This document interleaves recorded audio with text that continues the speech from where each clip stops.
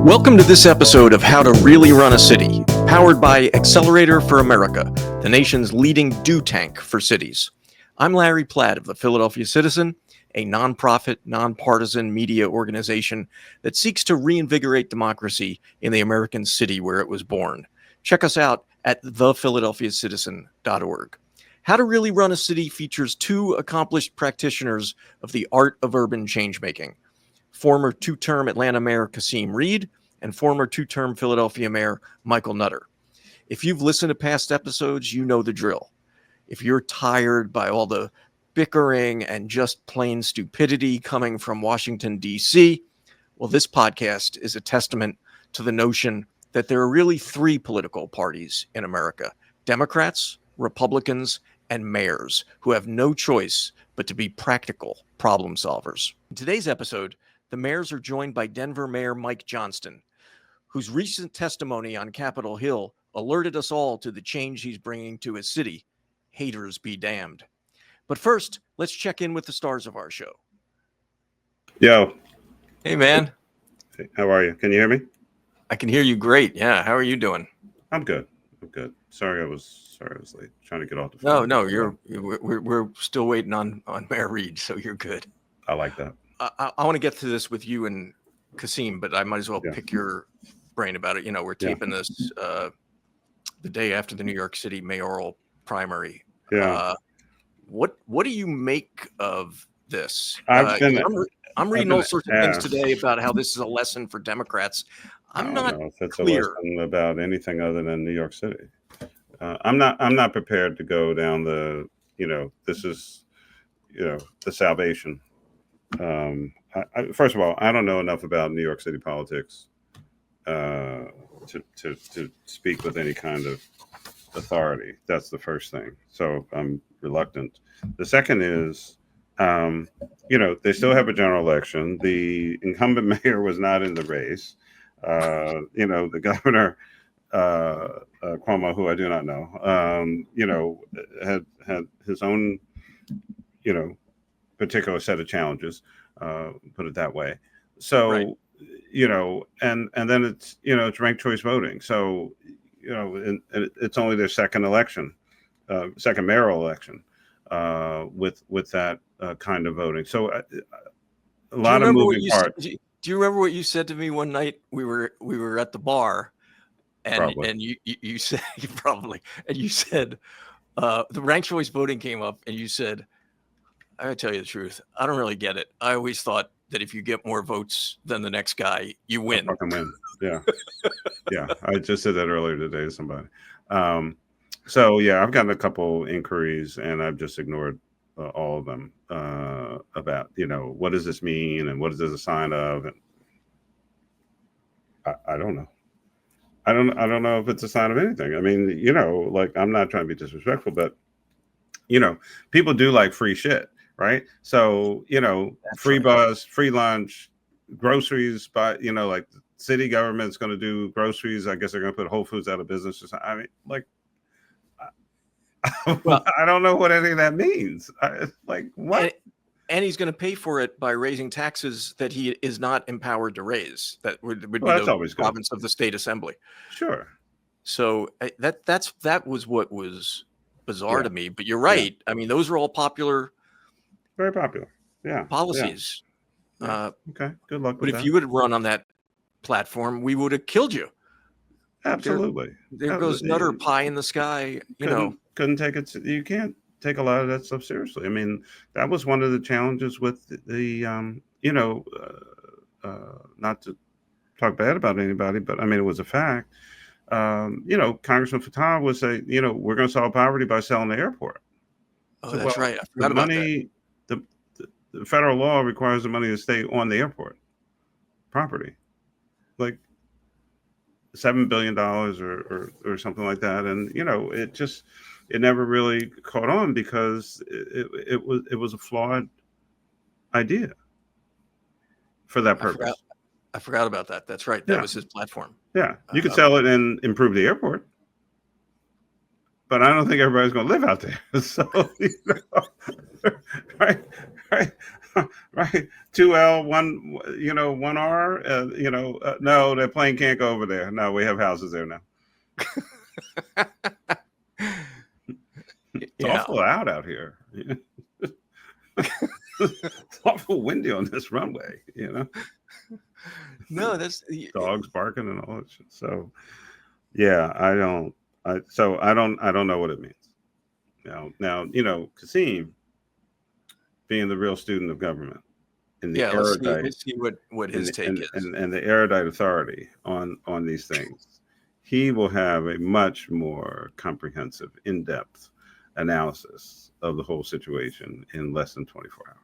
Well, I'm like you. I've been reading stuff all day today, and I just don't know. I do think a lot of it was an anti-Cuomo vote, and I think a lot of it was a pro-free stuff vote. Right. And I also think, there were only 700,000 votes cast.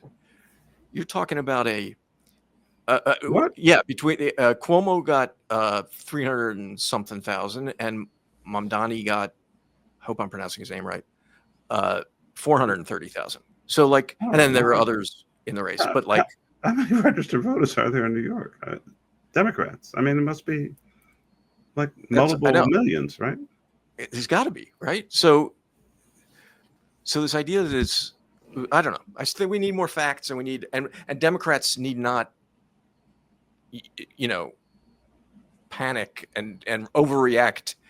Right. What is that phrase that generals always fight the last war? Yes. Yeah. Yeah. So, that you might have something like that happen here. But a lot of my progressive friends, the Citizen has. They must be going crazy. Yeah, they're doing victory dances. I just think it's very dangerous if you want to win the presidential. Yeah. Again. Well, come on. First of all, the one has nothing to do with the other, and I don't think anyone has said, "As goes New York, so goes the nation." Again, that's right. No disrespect to New York, but I mean, come on now. There he is. The one, the only. The one, the only. How y'all doing? Hey, Mayor Reed. Good, man. We're good. Looking good, man. So listen, before we get to our guest, I wanted to, Mayor Nutter and I were just talking about, we're taping this on the day after the New York primary, and I just wanted to get your take. Are there any lessons to be learned from this? I've been, reading stuff all day, and we were just talking about. Let me just get your quick take. I mean, my take is that modern campaigns have to be all out brawls. And if you think you're going to win a campaign in the traditional model without fully engaging for everybody, then politics has passed you by. Oh, that's interesting. So there was a prevent defense going on. No question. It was the whole campaign was built not to lose. And I think politics in the environment that we're in is fighting anybody, any and everybody to win. Go into that deeper. I mean, I think that folks are so frustrated that if you leave different parts of the electorate untouched, you're gonna have to deal with them. Right. So the model, Mayor Nutter, in our day, when there were folks that we could just not touch or win without them, I think is just not a model that works. Certainly when you have unlimited resources. Right. And it really is an extension of Barack Obama's old model that he fought for everybody all over Illinois, even where he would get his ass kicked. But he wouldn't get his ass kicked 90-10. You can get your ass kicked 80-20, 70-30, and then go back home. You see the same thing in our guys race. LeVar Stoney, who I supported and fundraised for first place for most of the time. He got beat 38-58 in Richmond. Yeah, they were 38-58 in Richmond. He only lost by a little bit, right? Exactly. So he lost a 1-point race. Yeah. And the difference in my judgment in that race was Richmond. And I'm for him. Right. So my point is that. Wait, what do you mean the difference was Richmond? You mean his I mean, base in the city where he was the mayor of Richmond, he lost 38-58. Oh, I see. Right. Okay. So if he does better in Richmond, he wins. Yeah, it'd be like you losing in Philadelphia 58-38. Right. If you were running for governor of Pennsylvania, right, and you came within 1 point of winning, and the next day we saw that in Philadelphia you lost 58-38. Yeah, we wouldn't have to sit around and do an analysis of what happened. Yeah, that is quite amazing. I think as it relates to Cuomo, the whole spaceship was built on this Death Star model, that we're just going to do what is necessary to get to the number one position. And I think that Andrew Cuomo is talented enough of a politician to have fought anywhere. Yeah, I was going to say that doesn't fit his brand. His brand is a pugilist, right? So yeah, so not dealing with, the above the fray, not addressing all of the allegations in a really practical way, not getting out and saying, a lot has been said about me, but at this moment in time, I'm the best person. Small events, limited access. I think he would have been better off if folks were coming up and confronting him, and he responded to them confronting him. Right. And unfortunately, President Trump has contributed to that reality. Yeah. Mm-hmm. Hey guys, let me not above the fray. Yeah. So that's my defense. Yeah. That's perfect. Yeah. I wanted to get your collective wisdom there, but I want to get to our guest, who I'm really excited about. Mayor Mike Johnston of Denver is in his first term, a former state senator, an educator, an author. He made national headlines during his recent testimony before Congress's powerful House Oversight Committee, along with the mayors of Chicago, New York, and Boston. And guys, if you didn't see the clips, it was a clown show, with multiple Republican members of the committee accusing Mayor Johnston of treason and threatening him with arrest. JP, do we have a quick clip? Chair now recognizes Ms. Luna from Florida. Mayor Johnston, you said in your testimony that the first step you took after illegal aliens arrived was to provide them with housing. Is that correct? Yes or no? Folks that were on the streets freezing to death, we gave access to shelter. Yes, we did. Thank you. Harboring means to knowingly or recklessly provide shelter or place to stay for an illegal alien. And according to Title 8 of U.S. Code subsection 1324, that is also a federal crime. Just to be clear, did you also say that you would be willing to go to jail to stop deportation efforts? I did say that I'd be willing to stand up for all of our residents, and the context was that was the point at which the administration was threatening to deploy the U.S. military to streets of our cities to pull kids out of schools and churches. We were worried about that. Yeah. Mayor Johnston, welcome to the podcast. Thank you so much for having me. Hi, Mayor. Welcome. I have to say I'm a little starstruck. I'm a huge fan of both Mayor Reed and Mayor Nutter, so I'm honored to be on your show. Thanks for having me.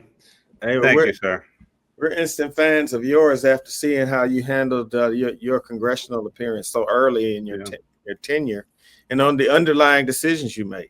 Yeah. And hey, Larry, we just witnessed the ultimate in brushback pitch.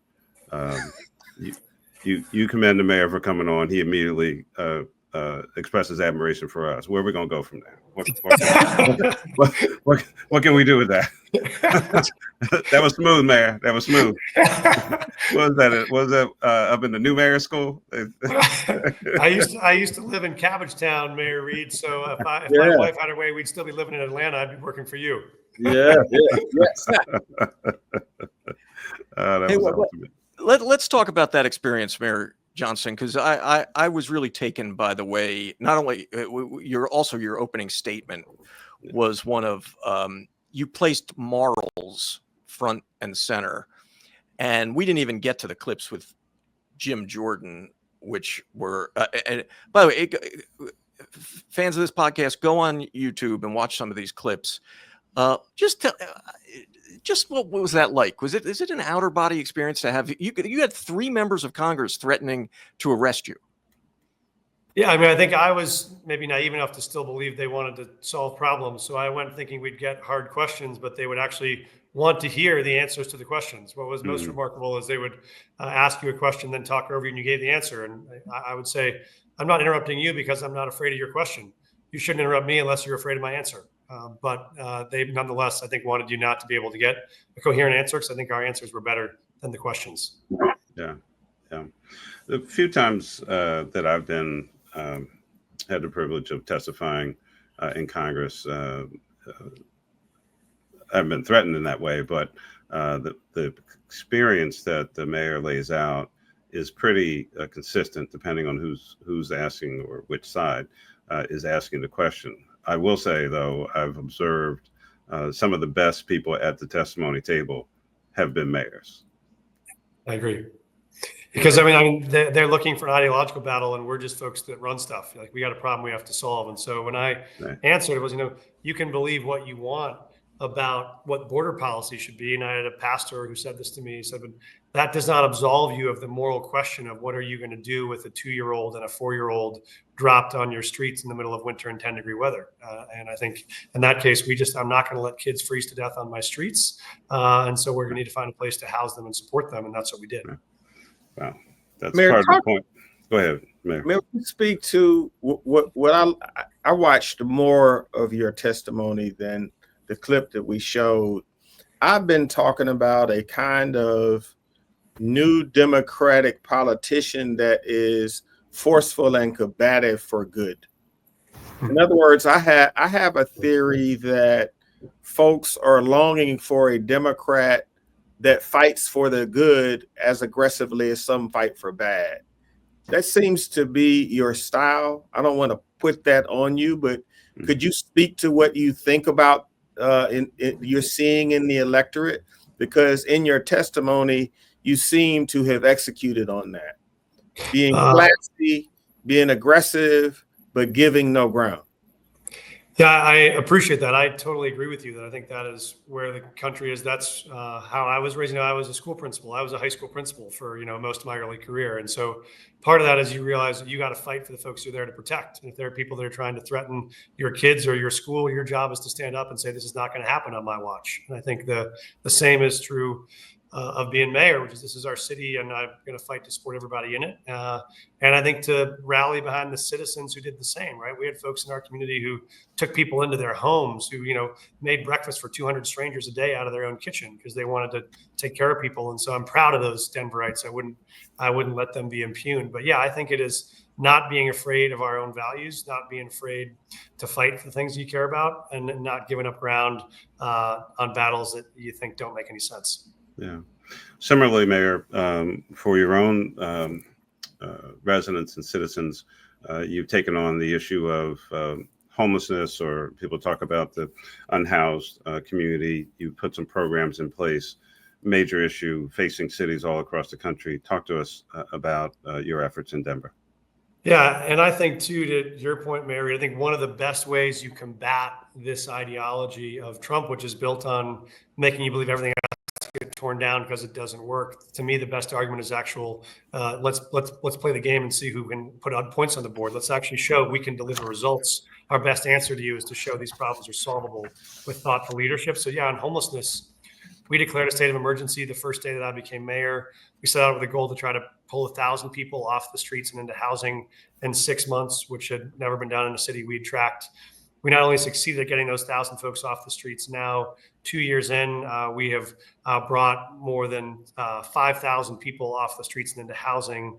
They just announced the national point in time count last week, and Denver has reduced our street homelessness in 18 months by 45%. That is the largest multi-year drop in homelessness of any city in American history. And so for us, it's a clear example of real tenacity, vision, a team that's going to execute with real commitment to holding ourselves accountable for outcomes. You can still get big things done on problems that people thought were for a long time unsolvable, like street homelessness. Mayor, Hey, go into a little more detail on that. How'd yeah, you do it? before you do, the other thing is the transparency of it. JP, do you have that? You've got a dashboard that we went on, and if you're watching on YouTube, we're going to just show a photo of it, because it's great, because like every day you're updating the people moving to shelter, people moving to housing, decrease in unsheltered homelessness. This is real-time data. Talk to us about, as Mayor Nutter said, the policy, because I believe your program is called All in Mile High System. But so get into the nuts and bolts of the policy, but also, what does this transparency do for you, and what does it mean? I'm smiling because I'm so glad that you found this dashboard and brought it up, because I spent months building this exact thing and with our team saying, we got to be this transparent. And the great thing was, it was like Denver's best sporting event. People were tracking every single day. How many folks came indoors today? Are we on track to 1,000? How much farther do we have to go? You know, and I had other elected officials who said to me, why in the world are you doing this? Don't ever do that. Don't commit to a public number, then hold yourself accountable to it. You might not make it. And we said that is actually the purpose, is set a big, ambitious goal like that, have the city get excited about it. It motivates our own employees and our own teams, and it shows people we're going to deliver direct results. And I think to your question on the kind of how, the policy, for us, there were a couple of key components. One was instead of kind of sweeping encampments, moving people from block to block, we had to close encampments and close them by moving people to housing. To do that, we had to bring on about 1,000 units of transitional housing and bring on units we could build quickly and affordably. So that meant buying hotels. It meant building tiny home villages, and it meant opening 8 transitional housing sites in Denver in less than 6 months, for more than 1,000 beds. Previous administration spent like 3 or 4 years in a lawsuit fighting one neighborhood to open one site for 40 beds. And that's the kind of battle you can be in. What we knew is that wouldn't meet the scale of the problem. We needed 1,000 beds. So I did 60 town halls across the city in about 180 days. We opened all 8 of those sites. We then went to every encampment we found. We would close that encampment, move all those folks into housing, and then we would permanently keep that part of the city closed to future camping. So there's both moving the people that are on the streets to safety. You're also to the residents that got a business next door, or that have a house next door. They now see that encampment moved, and it's never coming back. We started at the city center, and we just kept closing encampments, moving out and out and out. And now about 800 blocks of our city center don't have a single tent. We don't have a single large encampment left anywhere in the city. And then what we did is we moved those people to those 8 housing sites. Each of them had on campus mental health support, addiction treatment, workforce training, long-term housing support in each one of these locations. So you didn't have all those services concentrated in your downtown, which is why that's where most of the homeless folks gather, is that's where all the services are. By opening those sites, decentralizing services, closing encampments and keeping them closed, we got the positive feedback loop of more folks into housing and more parts of the city closed to camping. Mayor Johnston, was this your playbook, or was it somebody else's playbook? This was my playbook, but I will tell you the person who most influenced me was Mayor Turner in Houston. I went to visit him. Houston was kind of the standard bearer for the best work on homelessness. And so the one person I went to see when I got elected, before I got inaugurated, was Mayor Turner. And we looked at their work in Houston, and it was really inspiring. So that informed a lot of it. Houston's a fairly different city from us in that they have lots of open space and lots of open apartments. We have very high cost of real estate and not a lot of space. So we're more like a San Francisco or Seattle or Austin or a New York in that way. So we had to change the model to really focus on building and opening these transitional housing sites. What we did borrow from Houston was this idea of closing encampments geographically and then expanding the parts of the city that are forever closed to camping. So huge credit to now the late, great Mayor Turner, who was a real inspiration for me. Yeah.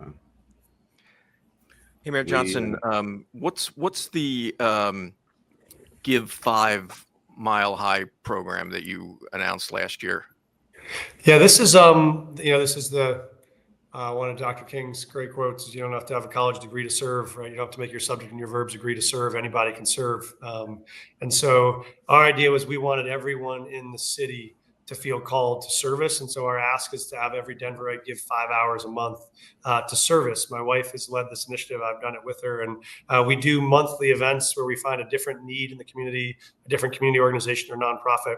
And we bring Denverites from all backgrounds to come and help serve together. And so it does two things. One, it helps provide a direct benefit to the community. The two is it puts you shoulder to shoulder with people you might not know or might not ever see to work on your city together. And so I spent 3 hours with my two sons picking up trash with a group of men who were recovering from addiction and mental health. And my son got to spend 3 hours talking to a guy who'd been on the streets for 15 years himself and had lost a daughter to addiction. And like that changed my son's life more than just the process of the service we did that day. So ideas both giving back to the city and binding the city back together at the same time. Mayor, we love to get personal journey stories when we talk to mayors from time to time. In your 20s, you were at Teach for America. Now you're the mayor of Denver. What happened? I started my teaching career in Mississippi. I taught in Greenville, Mississippi. I came home. I wanted to become a school principal. So I was a school principal in Denver. We took a high school that was struggling at about a 50% dropout rate and turned it into what became the first public high school in Colorado, where 100% of our seniors graduated and 100% of those seniors got into four-year colleges. That led me to work for President Obama in 07 and 08 when he was running, and got to do his education policy. But what happened was I got all those kids admitted to college and then found out that a number of my kids would come to me with tears in their eyes saying, Mr. Johnston, why'd you make me do this? I can't go to college because I'm an undocumented immigrant. And in Colorado, the law was you couldn't go to college unless you paid out-of-state tuition. So I'd have my valedictorian and salutatorian both admitted to University of Colorado. One would go and pay $4,000 a year with financial aid. The other would have to pay $40,000 a year, which meant it was totally impossible. And so that was when I got into politics for the first time, was to say, wow, my teachers have done everything they can do. The kids have done everything they can do. We got to change the law to open those doors. And so I ran for the state Senate to try to change that law, and failed twice. And the third time, we finally, for the first time in history, got bipartisan support to pass our version of the DREAM Act. And I got to drive back to my old high school and see my kids who were once sixth graders when they were seniors walk across the stage, pick up a diploma, get their cap and gown, hug their mom, and know they had some place to go. That was what got me into politics. And that belief that you can still dramatically change people's lives is what's kept me in it. Wow, that's great. That's great. That's why we do this podcast. It is so important for the country and people that care about America to hear stories like yours. Yeah. In an unvarnished fashion, not any written material, but from the person that's actually doing the work on the ground, man. Yeah. Let's interrupt this riveting conversation for a word from our partner, Accelerator for America. I'm Mary Ellen Wiederwohl, President and CEO of Accelerator for America. A recent New York Times interview with 16 U.S. mayors revealed, not surprisingly, that housing and cost of living are the top concerns mayors are hearing about from their residents. So today, I want to talk some more about our nation's housing crisis and how local leaders are innovating to solve it. Over the last 5 years, median home prices nationwide have risen nearly 50% to $410,000, and rental rates have risen 26%. Today, 1 in 3 American households are cost-burdened, spending more than a third of their income on housing. For many, the dream of safe, stable, and affordable housing is slipping further out of reach. This housing crisis has reached a critical juncture, and states and localities are taking matters into their own hands, implementing solutions to ensure that everyone has a safe and affordable place to call home. Accelerator for America is the co-convener of the National Housing Crisis Task Force, and we recently released a comprehensive state and local housing action plan, a set of 15 actionable tools. They include unlocking underutilized public land, building a local housing strike force, streamlining permitting processes, attracting private and philanthropic capital, and modernizing outdated zoning and building codes. These tools are not theoretical. They are practical, proven, and ready to implement. The State and Local Housing Action Plan shows that state and local governments have more power than they realize, more capital to deploy, and more capacity than previously utilized. As Utah Governor Spencer Cox and Task Force co-chair said, We can't afford to sit back and wait for federal solutions. The time to act is now. As task force co-chair, Mayor Justin Bibb of Cleveland said, housing is not just a market, it's a moral imperative and the foundation of opportunity. Learn more at nationalhousingcrisis.org. Thanks, Mary Ellen. And now back to the show. And in a way, mayors, I think that what we're hearing from Mayor Johnston, not only his personal journey, but also the Give5 Mile High program, which I just love, is kind of the answer to Trumpism, right? Everything he's talking about is all of us coming together in common purpose instead of division. Doesn't that feel like that's the way we should be going? It feels exactly right. My favorite character in literature is August Wilson was my favorite writer my whole life. So the playwright wrote Pantless and Fences. I wrote a great epic about every decade of the 20th century. But Joe Turner's Come and Gone. My favorite character is this guy named Bynum. And he says, everyone comes into the world with a song. They all have the song, and the question is, you got to carry that song out into the world. And Bynum says, my song is the binding song, because what I do is I bind people back together. I bind people together that have been broken, and I bind people together who've been pulled apart from each other. And ultimately the song you bring is the binding song. I feel like that is the work I try to do. That's the work we're called to do. It's how in a moment where folks feel more and more divided and more broken, who's doing the work of binding us back together? And it feels like people are actually desperate for that if we can find a way to do it. Yeah. Mayor Johnston, tell us about your process thinking through and deciding to run. So we also have a segment of our audience that is into the machinery of politics and elections. So I want you to go back to before you were an incumbent mayor to the point where you're a state senator thinking about the run. What does that room look like? What's the group of folks look like? What conversations are you having? Yeah, in the kind of thank God for unanswered prayers section, I didn't know this was the place that I was going to end up. I wouldn't have said 5 years ago I was going to ever run for mayor. I left the state Senate. I ran for governor and didn't win. And then left and sort of went into I was running a foundation for 3 years. And I didn't know if I would come back to politics. I loved that job. And I was spending most of my time working on homelessness and on affordable housing. That was what our foundation was doing. And we ran a statewide ballot measure on affordable housing, and it was going to give $300 million a year to cities to try to solve this affordable housing and homeless problem. And I got so deep into the problem, studying places like Houston and talking to folks that had done it, I felt like, gosh, this is actually a solvable problem.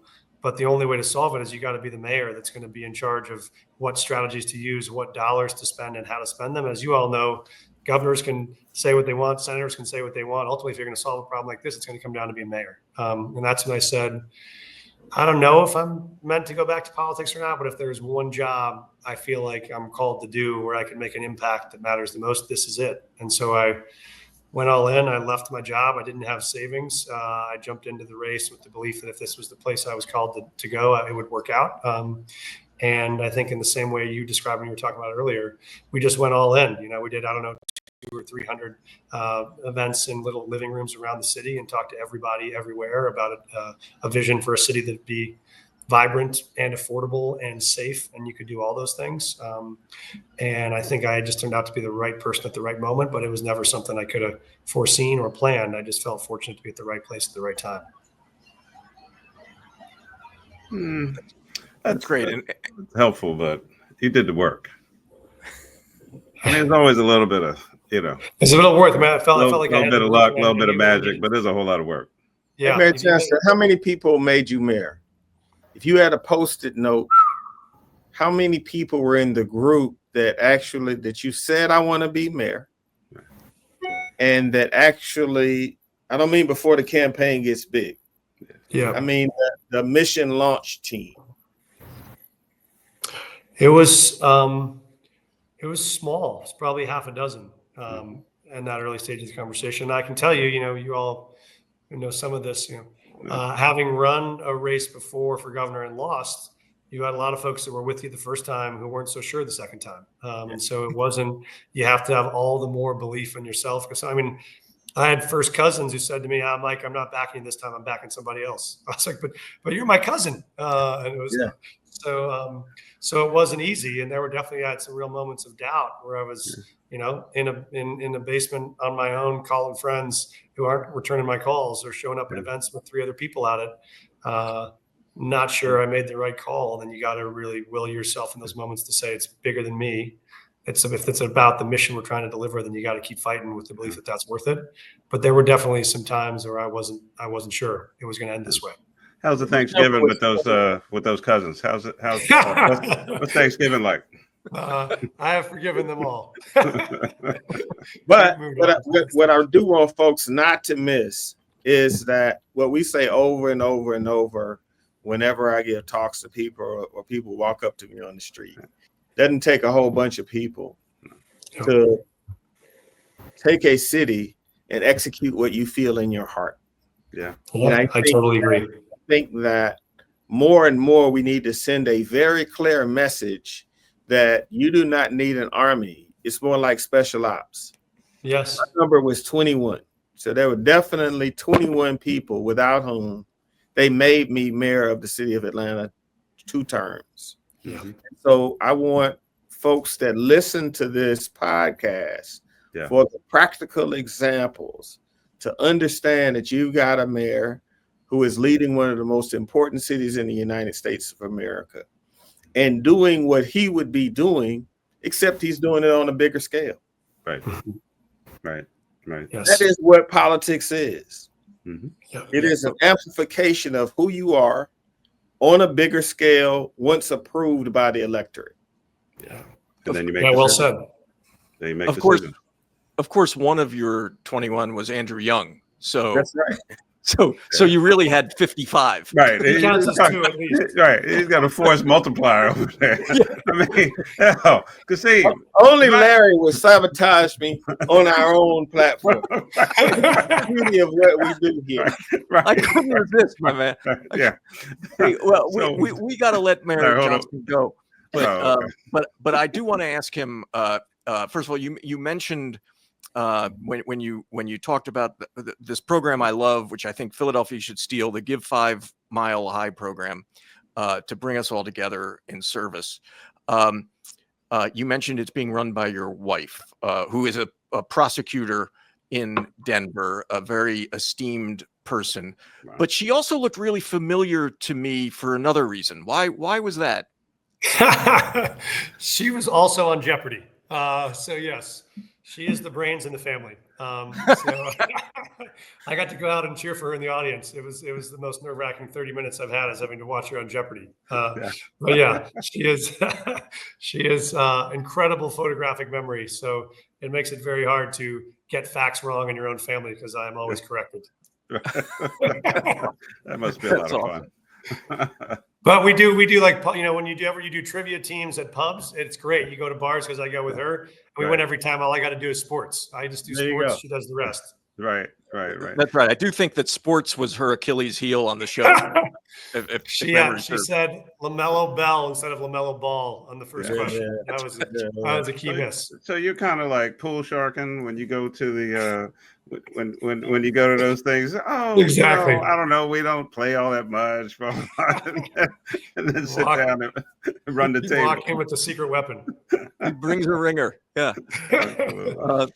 Hey, Mayor Johnston, we can't thank you enough. But not only for an honor to be on, but the work you're doing. Keep it up. Really, thank you. Thank you so much. I can't wait to get to see you guys in person, and thank you so much for including me. Come out to visit in Denver anytime. Absolutely. Catch a Nuggets game, Avs game, Broncos game. Come on out. Well, I'm going to be in Cabbagetown bragging on you, saying, look what can happen to somebody who lived in Cabbagetown. I'm proud to be claimed. He's taking credit, Mayor Johnston. I sure am. See you guys. Thanks, Mayor. Take care. All right. Well, guys, Mayor Johnston's doing a hell of a job out there. Yeah. That was nice. That's what it's all about. Yeah, the story on the homelessness. I mean, that whole journey. Just taking on a challenge like that, the school situation with the students, going to the General Assembly, try to pass something, as he said, failed twice, 3 times, came back. Yeah. This I mean, is what it just doesn't get any better than this, man. Well, this is why, again, Mayor Reed, when you say this is why we do the podcast, it's really hard when if you're a news junkie like all of us, and we're tuning in to the shit show coming at us from DC daily. This always uplifts me because there are public servants, and I meant to give you guys props when we were talking about homelessness that you both cured or eradicated veteran homelessness in your respective cities. Yeah. I remember when Mayor Nutter did it. I was so incredibly proud of my city, and that's not a feeling you have enough, you know. And yet every time we talk to these mayors who are doing things, you get filled up with the promise of possibility instead of division. Yeah. Well, because Larry, I mean, you don't have the luxury of that. I think the mayor said it very well in terms of his congressional testimony. I mean, these folks, they're playing one game and he's trying to answer questions. But when the day is over, they don't, not being disrespectful to that branch of government, but I mean, those folks don't have a daily responsibility to make certain things happen. And it's not their job. And look, I was a legislator. Mayor Reed was a legislator. They're just very different jobs. And you don't have time. You can't philosophize. What is this a word? Ideologically get stuff done. It's your podcast, so it's a word. You can make it up. That's right. I mean, man, he made up the word and I appreciate ideology. Be a word. So ideology did not get my trash picked up on Monday. Yeah. Right. The Philadelphia Streets Department took care of that, and at the direction of Mayor Parker. Right. So, you know, it's a different kind of thing, and folks on the ground, when you have that day-to-day responsibility, you can't slick people about their services. That's what they expect. Every day. Yeah, but the other part of the day today for me was 12 people. You're somewhere sitting, this is what should happen, this is what I believe, this guy and 12 people run the city of Denver right now. Right.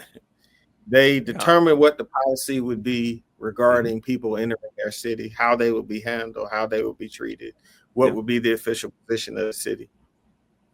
And so at a time when you can sometimes feel powerless, 12, 15, 20 committed individuals, 21 committed individuals can give you a true stake in the national conversation so that you're not just sitting around at the local pub talking about what should be.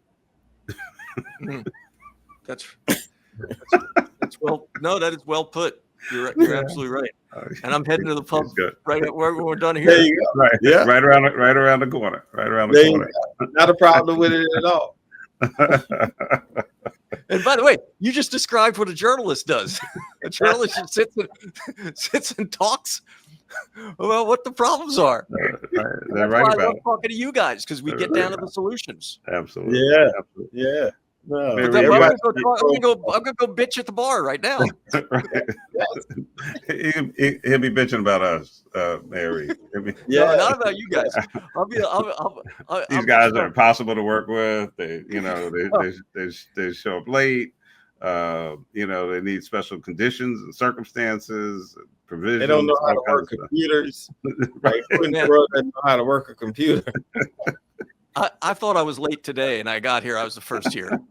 Yes, I was sweating bullets because I knew I was going to hear it from you. I've only been late once, though. My goal is to always try to be here before Kasim because it's just man, I do well all the time in this field. We moved locations today, though. Yeah, you're in a different. You're in a different spot. Other place to a place that's harder to reach. Okay. All right. Well, we'll leave that at that. Yeah. Well, wherever you are, you're good looking. Absolutely. Yeah. Hey, man. Always. Got a part to play, baby. Well, that's it for this episode of How to Really Run a City. Subscribe wherever you get your podcasts and tell your friends about us. We really want to widen the conversation. because by 2050, something like 2/3 of the world will live in cities. As cities go, so goes the nation, and so goes the world. For now, thanks for listening, and we'll see you next time.